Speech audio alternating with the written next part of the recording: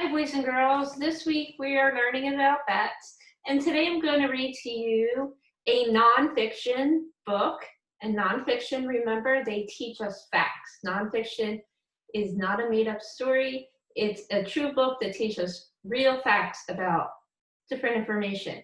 And this is teaching us facts about bats. So this is called Bats Love the Night. And it's written by Nicola Davies and illustrated by Sarah Fox Davies.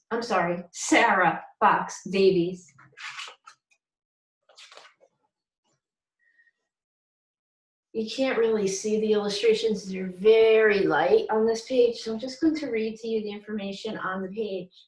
Bats are the only mammals that can really fly, and flight has made them very successful.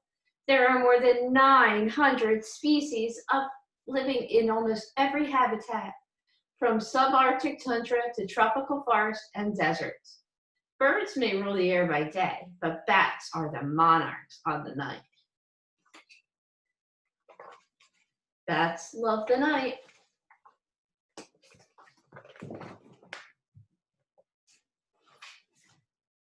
Bat is waking, upside down as usual, hanging by their toenails. So bats sleep upside down, hanging by their feet. Her beady eyes open, her pixie ears twitch. She shakes her thistledown fur. She unfurls her wings, made of skin so fine, the finger bones inside shine through. The pipstrel bat's body is no bigger than your thumb. The bat's wing is its arm and hand. 4 extra long fingers support the skin of the wing.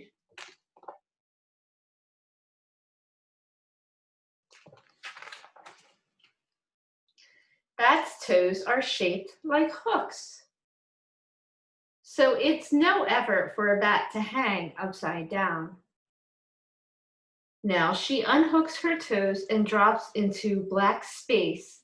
With a sound like a tiny umbrella opening, she flaps her wings. Bat is flying. And the illustrations are very dark because bats fly at night.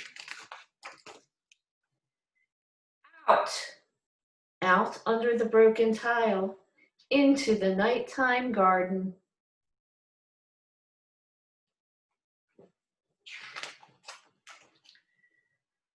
Over bushes, under trees, between fence posts, through tangled hedge, she swoops untouched.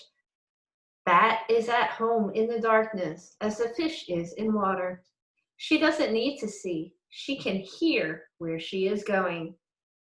Bats can see, but in the dark, good ears are more useful than eyes. Some people say that bats are blind, but it's not true. They can see. Bat shouts as she flies, louder than a hammer blow, higher than a squeak. She booms her voice around like a flashlight, and the echoes come singing back. They carry a sound picture of all her voice has touched. Listening hard, Bat can hear every detail, the smallest twigs, the shape of leaves. Using sound to find your way, like this, is called echolocation. Can you say that word, boys and girls? Echolocation.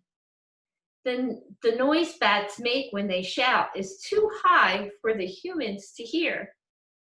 Gliding and fluttering back and forth, she shouts her torch of sound among the trees, listening for her supper.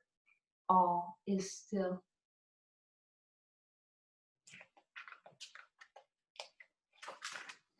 Then a fat moth takes flight below her. Bat plunges fast as blinking and grabs it in her open mouth. But the moth's pearly scales are moon dust slippery and it slithers from between her teeth. Bat dives, nets it with a wingtip, scoops it to her mouth.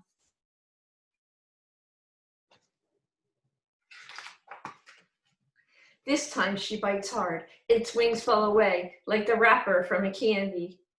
In a moment, the moth is eaten. Bat sneezes.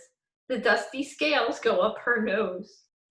A bat can eat dozens of big moths in one night, or thousands of tiny flies, gnats, and mosquitoes.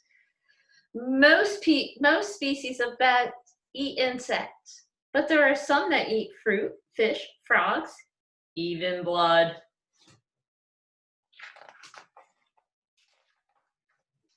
Hunting time has run out. The dark will soon be gone. In the east, the sky is getting light. It's past bats' bedtime. The place where bats sleep in the day is called a roost. Can you say that word, boys and girls? Roost. It can be in a building, a cave, or a tree, so long as it's dry and safe. She flies to the roof in the last shadows and swoops in under the broken tile.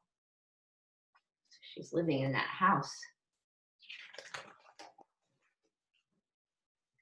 Inside there are squeaks, 50 hungry batlings hanging in a huddle, hooked to a rafter by oversized feet.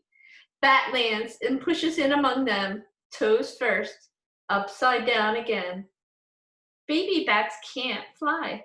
Sometimes mother bats carry their babies when they go out, but mostly the babies stay behind in the roost and crowd together to keep warm.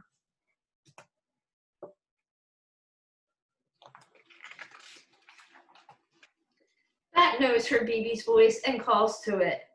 The velvet scrap batling climbs aboard and clings to Bat's fur by its coat hanger feet. Wrapped in her leather wings, the baby suckles Bat's milk. Baby Bat drinks mother's milk until they learn to fly at a few weeks old. Then they can leave the roost at night to find their own food.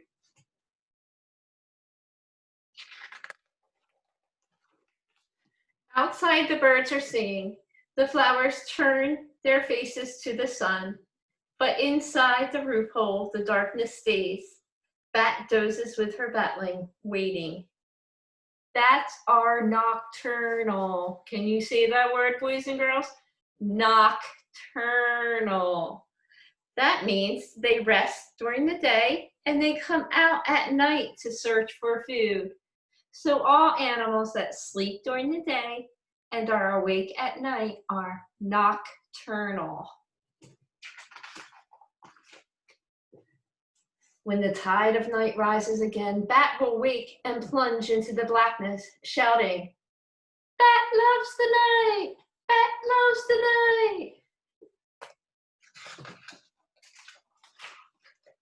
The end. So this book taught us lots of facts about bats. It taught us that bats use echolocation. Echolocation is when they make sounds and the sounds hit their target and bounce back to them to let them know where things are, like the bugs, and how to fly. So they don't fly into trees. The sound will bounce back to them so they know something is there. There's a song in my room about echolocation, boys and girls. Click on the song, Echolocation, to learn more about echolocation. All right, we also learned that bats are mammals. I don't really think this book told us that bats are mammals, or the book that we read yesterday, but bats are mammals. They have fur, and they are born from their moms, and they drink their mother's milk. They are mammals. They are not birds. They have skin and fur. Their wings are skin, and they have fingers and a thumb, and they use their feet and hang upside down to sleep at night. To sleep during the day. So bats are nocturnal because they sleep during the day and they're awake at night. And bats eat insects and bats eat fruit. So we've learned so much about bats, and there's so much more to learn about bats. So I hope you're enjoying learning about bats because I love bats. Have a great day, boys and girls.